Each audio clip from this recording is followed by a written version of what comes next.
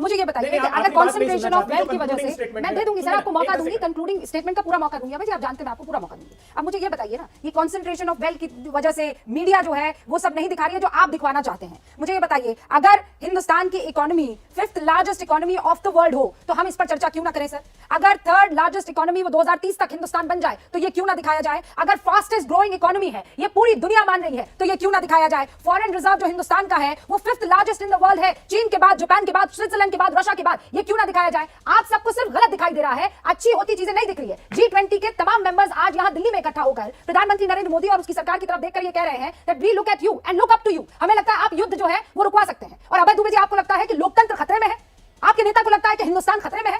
कैसे कोई इस बात को मान लेगा? जफर इस्लाम साहब ओपनिंग रिमार्क दीजिए और उसके बाद अभय दुबे जी, क्योंकि मुझे जानकारी मिल रही है वो डिस्कनेक्ट हो गए हैं। नहीं, Rubika ji please. Oh no, he is not disconnected. हां 30 सेकंड सर। रुबिका जी मुझे, हाँ देखिए, हूबहू मेरे वक्तव्यों को आपके वक्तव्यों से जो मैंने कहा वो प्रतिबिंबित हो गया। पहली बात तो उन्होंने बहुत महत्वपूर्ण बात की जो मैं कंक्लूडिंग स्टेटमेंट कह रहा था। उन्होंने कहा कि भारतवर्ष जो है वो यूनियन ऑफ स्टेट्स है, उसमें कन्वर्सेशन और निगोशिएशन है स्टेट से, जो मोदी सरकार में अंडर थ्रेट है। जो राज्य है वो उनको अपनी भावनाओं को व्यक्त करने की सर, मेरी बात सुनिए सर, मेरी बात सुनिए अभय जी, मेरी बात सुनिए आप। सर आप एक बहुत अच्छे प्रवक्ता हैं, पर इसका मतलब ये नहीं है कि आप अपने नेता को उस हद तक डिफेंड कर लेंगे। मैं जानती हूँ ये आपकी जिम्मेदारी है, ये आपका काम है, लेकिन जो भी आपकी राजनीतिक लड़ाई है वो यहाँ इस जमीन पर कीजिए ना। कैम्ब्रिज में जाकर आप किस हैसियत से ये कहते हैं कि यहाँ 50% लोग जो है वो अलोकतांत्रिक माहौल में रह रहे हैं? कौन इस बात से अग्री करेगा? शिवराज जी, हमें इसी पर चर्चा करनी चाहिए। ये क्या है वो Modi rank in global leader approval rating जो है, जिसपे 78% अप्रूवल रेटिंग के साथ नरेंद्र मोदी, ये दरअसल ये संस्था जो है, शुभरास्ता जी मैं बता रही हूँ, ये ना बीजेपी, ये सबके सब सुबह जाते हैं संघ की शाखा में। ये 78% अप्रूवल रेटिंग देने वाले ये सुबह संघ की शाखा में जाते हैं। ये जो कह रहे हैं कि हम 5th लार्जेस्ट ग्लोबल इकोनॉमी है, ये सबके सब संघ ही है। कब तक आप छुपाएंगे हमसे शुभरास्ता जी? 10 सेकंड आप मुझे देंगे? बस राजकुमार भाटी जी, एक बार ये मैं पोल खोल दूं, फिर मैं आती हूं आपके पास। रुबिका जी, अब ये संघ की शाखा में जाते हैं, लेकिन जो डेमोक्रेसी इंडेक्स जो पब्लिकेशन जो थिंक टैंक पब्लिश करती है वो बहुत पाक साफ ऑर्गेनाइजेशन है, उसकी बात हमें सुननी चाहिए। लेकिन जहां पर भी मोदी सरकार की या मोदी जी की तारीफ हो रही हो, वो सारी एजेंसियां संघ की पैरोकार हैं। आप बिल्कुल सही कह रही हैं। ये भी राहुल गांधी जी ने सही कहा, इतनी अलोकतांत्रिक व्यवस्था है हमारे यहाँ कि उनको इसी अलोकतांत्रिक व्यवस्था ने संसद भेजा, इसी अलोकतांत्रिक व्यवस्था ने उनको अमेठी से भगाया, तो दर्द तो होगा। अब वो अमेठी जाकर के तो दर्द अपना बयान कर नहीं सकते क्योंकि सड़कें भी वहां नहीं बनी हुई थी, तो वो कहां जाएंगे? वो बेचारे उन्हीं जगह पे जाएंगे जिनकी सरपरस्ती आज तक करते आए। वो उसी देश में जाकर के वही बात कर रहे हैं जहां के एओयू ने उनकी पार्टी बनाई। तो आपको इसमें क्यों बुरा लग रहा है रुबिका जी? वो तो अपने पुरखों को श्रद्धांजलि देने गए हैं वहां पर। वो पुरखे जिन्होंने उनकी पार्टी बनाई, वो पुरखे जिनके साथ फैंटास्टिक नॉनसेंस बोलते हुए नेहरू जी ने देश का बंटवारा किया, ये उन्हीं पुरखों को श्रद्धांजलि देने गए। तो बिना अपने देश को गाली दिए वो कैसे बात कर सकते हैं? आज तक आप मुझे बताइए, राहुल गांधी को इस देश से कुछ भी थोड़ा भी प्रेम रहा हो और उन्होंने जाकर के प्रेम की बात की हो विदेशी सरजमीन पे, तो आप मुझे बता दीजिए ना।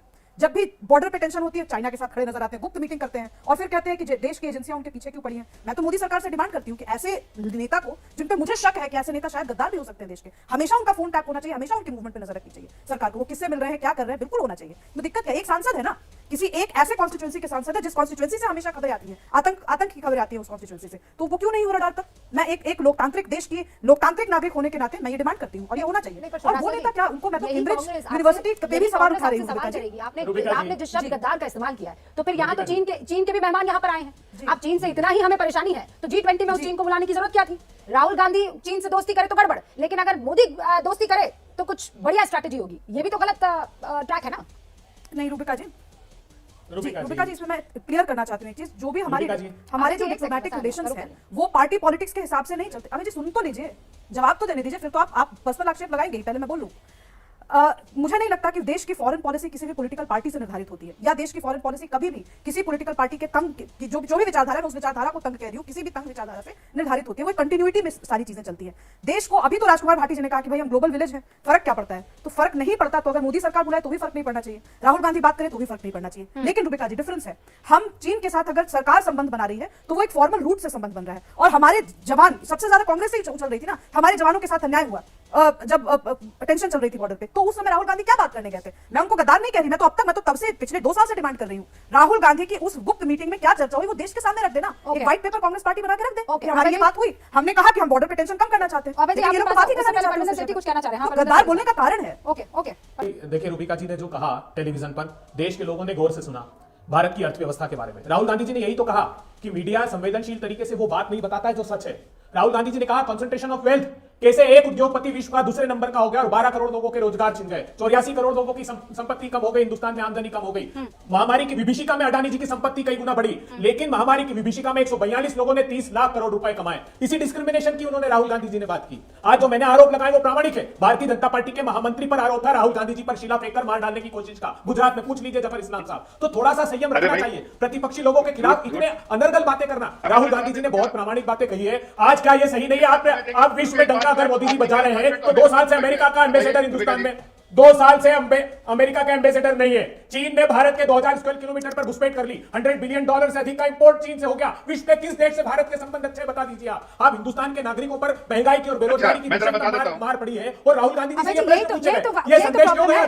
कॉन्सेंट्रेशन ऑफ वेल्थ पे तो आप बड़ा ज्ञान दे देते हैं, लेकिन concentration of negativity in your head का भी तो ज्ञान रख लीजिए ना सर। इतना क्या हिंदुस्तान के लिए आपकी नेगेटिविटी है कि आपको यहाँ कुछ अच्छा दिखता ही नहीं है? जो दिख रहा, आप कह रहे हैं हिंदुस्तान से किसी की दोस्ती नहीं है, तो G20 के तमाम मुल्क यहाँ पर क्यों इकट्ठा है? मुझे ये बताइए। और क्यों नहीं, आप मुझे ये बताइए, अमेरिका को क्यों कहना पड़ता है कि रशिया और यूक्रेन में अगर कोई मध्यस्थता करवा सकता है तो वो मोदी है? ये नहीं आपको सुनाई देता है, ये नहीं दिखाई देता है? आपको ये पता है ना कि या तो आप रशिया की साइड है या अमेरिका की साइड है, लेकिन इकलौता हिंदुस्तान है जिसके बारे में कोई ये कदम नहीं उठा सका या कह सका है कि सुनो या तो मेरी साइड रहो या उसकी साइड रहो। ये हिंदुस्तान का इकबाल है कि नहीं है? मानेंगे कि नहीं मानेंगे? रूबी का लियाकत जी, अमेरिका में हम 1000 वस्तुएं, हमारा टैक्स एग्जम्पशन था, जानती हैं आप? वहां पर पिछली सरकार के समय से इसको समाप्त कर दिया हमारा वो सेंस, क्योंकि अमेरिका ट्रेड प्लस सर मैं जाती हूँ जापान, आप बार बार पहुंच जाते हैं चीन। आप अरुणाचल प्रदेश में, अरुणाचल प्रदेश में चीन ने जफर इस्लाम साहब, कुल मिलाकर आप लोग जो हैं हिंदुस्तान को तबाह और बर्बाद कर रहे हैं। अभय दुबे जी को अब आप ये गद्दी सौंप दीजिए। आप मुझे एक चीज बताइए, ये ऐसे राहुल जी की बातें करते हुए अभय दुबे जी को हंसी भी नहीं आती? कांग्रेस के पास हंस भी नहीं पाते? कितनी मजबूरी है इनकी। कहते वो प्लेनेट को बचाना है, वो पूरी दुनिया को बचाना है।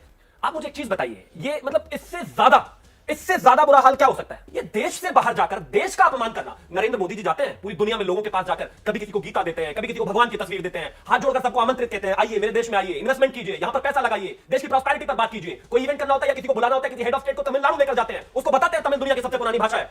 लेकिन बदनाम करने वाले तो है ना देश में। और इससे ज्यादा बुरा हाल क्या होगा? मतलब देश दुनिया में आगे बढ़ रहा है, देश के लोग, देश की सरकार दिन रात, आप भी देश की तारीफ दिन रात करते हैं, तो अभय दुबे को बर्दाश्त नहीं होता। मुझे लगता है इससे ज्यादा बुरा हाल हो नहीं सकता। आपको लड़ाई हो सकती है नरेंद्र मोदी से, तो नेचुरल है, लेकिन यहीं पे गाली शिवम, वो राजनीतिक लड़ाई होनी भी चाहिए, क्यों नहीं होनी वो चाहिए? मैं तो कहता हूं मुझे कोई दिक्कत नहीं है। हार्ड क्रिटिसिज्म करिए, लेकिन उस कैबिनेट के उस हॉल में कितने मैं यही लोग बैठे होंगे उस देश में, और वो क्या सोच रहे होंगे इस देश के बारे में? दूसरी बात ये कि इन्होंने कहा कि उन्होंने सारी चीजें फैक्चुअल बोली। अभय दुबे ने बोला, ऐसा कुछ नहीं बोला राहुल गांधी ने। राहुल गांधी ने एक बात ये भी बोली कि कश्मीर में जब मैं गया आतंकवादियों ने मुझे देखा, मैंने आतंकवादियों को देखा लेकिन उन्होंने मारा नहीं मुझे। राहुल गांधी ने बोला कि इस देश के कोर्ट पर खतरा है, इस देश के लोकतंत्र पर खतरा है, इस देश की मीडिया पर खतरा है। और सुनिए भाटी जी, ये सारी की सारी बातें फर्जी, निराधार और गलत है। कम से कम अगर इस देश की तारीफ नहीं कर सकते तो इस तरीके से जाकर बुराई मत कीजिए। और हाँ, आपने कहा कि हम क्रिटिसाइज नहीं कर सकते, बिल्कुल कर सकते हैं। ये जो एबीपी का मंच है आपको गाली देने के लिए और क्रिटिसाइज करने के लिए ही मिला है, लेकिन आप जाकर लंदन क्रिटिसाइज करेंगे तो फिर तो सवाल उठेंगे ना। मेरे पास वक्त की कमी है शिवम त्यागी, मेरे पास वक्त की कमी है। फिलहाल आप लोगों का बहुत बहुत शुक्रिया। मैं कह रही हूं सर, आप एक दूसरे की राजनीतिक आलोचना कीजिए, कोई दिक्कत नहीं है, लेकिन बाहर देश के मंच को इस तरीके से देश को बदनाम करने के लिए इस्तेमाल मत कीजिए। यही तो बात है और बहुत सिंपल है, इसमें कोई रॉकेट साइंस नहीं है।